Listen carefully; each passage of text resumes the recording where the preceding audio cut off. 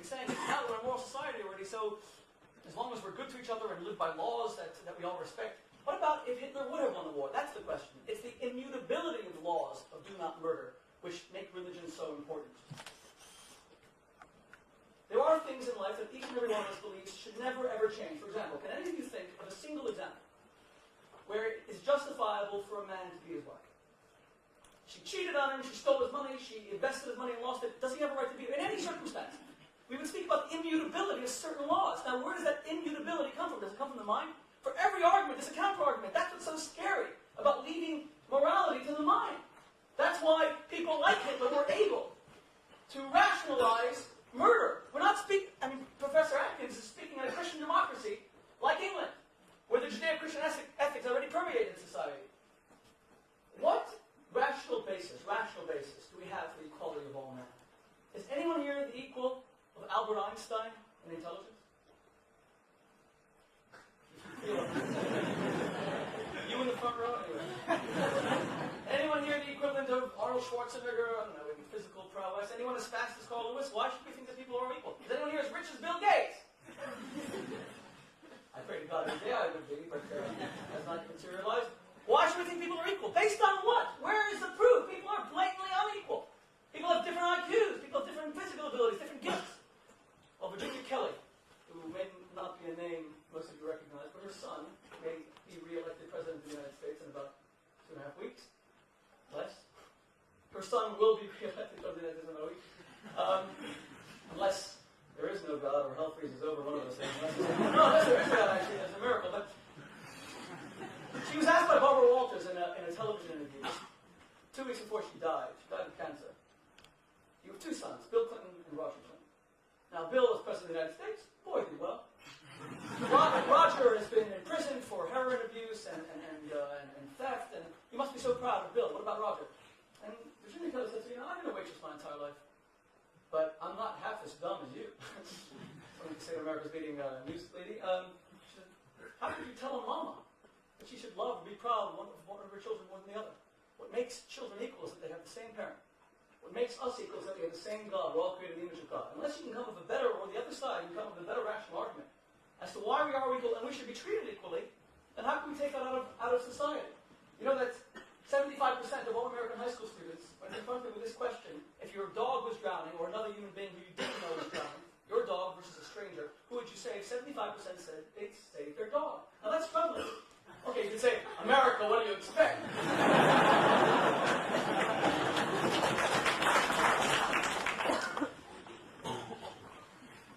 AIDS sufferers. Why don't we cordon off AIDS sufferers?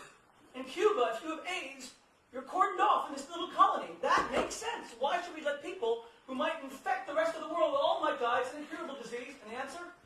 We'll take that risk, but we will never treat another human being as being inferior to another. That's worse. That's called injustice. There are immutable laws, which we can't. When Professor Dawkins says we're picking and choosing, look, I can sit here and list all the atrocities committed in the name of science, or atheism, I should say, not in the name of science, use of science. And two professors on the left can quote all the things from the Bible, and we can be picking and choosing. Agreed. But the Ten Commandments is the only example of the Bible where God speaks to the whole nation of Israel for all humanity. Just 10 simple laws. You might ask, what was the great thing that God said? Don't steal, don't murder? What was unique and novel about that experience was that God said don't murder, not the state. There are no loopholes. The British soldiers had a problem when they went into India. Indian women were burnt on the funeral pyres of their husbands. And the ethical question was, do we just speak about moral relativism? Do we speak about multiculturalism? This was the Indian cultural thing to do. Should they have intervened or not? That's why we need a universal code of morality that says, sorry, a woman should not die on her husband's funeral pyre. That's immoral. It's a sin. Life is precious. It's for this reason. Professor Dawkins says we can overrule the selfish gene, we can be good. What is good? Is it just a matter of what we argue about, the consensus, the majority? And if Hitler's ideas have permeated the world, where would we all be today? It's frightening. There's got to be an immutable code that is, to use Professor Ward's words, transcendent. That is cannot be contaminated by human whim. Finally, and this is why Hitler saw as his biggest threat, not the Allies, not Britain, not the United States, but religion. And he consistently spoke of religion as his greatest threat. He said the heaviest blow that ever struck humanity was the coming of Christianity. The deliberate lie in the matter of religion was introduced into the world by Christianity. He spoke of religious Christians in this way. Not Jews, religious Christians.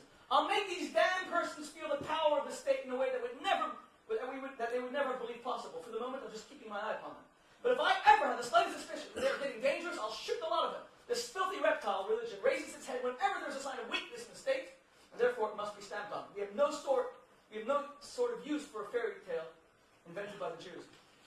That's why Daniel Goldhagen, who just wrote this book, Hitler's Willing Executioners, when he was asked why did the Germans participate in mass genocide? Was it a wartime killing frenzy? Were they all under the spell of a great hypnotistic male Hitler?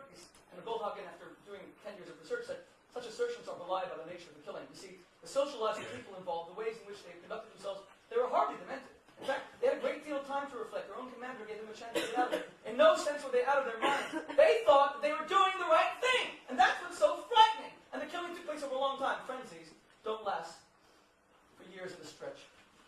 I'll just end by quoting from Aldous Huxley. And by the way, I think that Professor Dawkins has been very honest tonight in telling us that in the same way religion can be abused, science can also be abused. That's why I speak about ethical monotheism. It's not enough just to be religious. You have to first and foremost believe that God put you on this earth to practice loving kindness. But Aldous Huxley, before he died, wrote, he wrote, I had reasons not to want the world to have meaning, and as a result I assumed the world had no meaning. And I was readily able to find satisfactory grounds for this assumption. For me, as it undoubtedly was for most of my generation, philosophy of meaningless was an instrument of liberation from a certain moral system. We were opposed to morality because it interfered with our sexual freedom. Professor Dawkins is absolutely right. Religion does interfere. God is obtrusive. He tells you you can't harm your fellow man. Because wherever you look, no matter what you do, if there's nobody around, there's always an eye that sees and an ear that hears.